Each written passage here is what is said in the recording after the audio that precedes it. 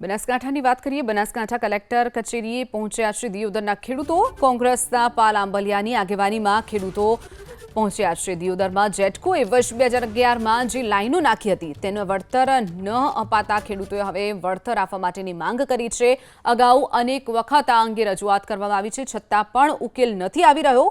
વળતર ન મળ્યું તો આંદોલન કરવાની પણ ખેડૂતોએ ચીમકી ઉચ્ચારી છે। દિયોદરમાં જેટકોએ 2011માં જે લાઈન નાખી હતી તે હજુ સુધી તેનું વળતર ખેડૂતોને આપવામાં નથી આવતું। અગાઉ પણ અનેક વખત ખેડૂતો રજૂઆત કરી ચૂક્યા છે, પરંતુ જો આવનારા સમયમાં હવે વળતર નહીં આપવામાં આવે તો ખેડૂતોએ આંદોલન કરવાની ચીમકી પણ ઉચ્ચારી છે। તો પાલ આંબલિયા પણ પહોંચ્યા હતા, કલેક્ટર કચેરી પહોંચી અને આવેદનપત્ર આપવામાં આવ્યું હતું।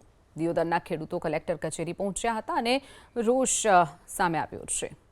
પહોંચ્યા છે દિયોદરમાં। જેટકોએ વર્ષ 2011માં જે લાઈનો નાખી હતી તેનું વળતર ન અપાતા ખેડૂતોએ હવે વળતર આપવા માટેની માંગ કરી છે।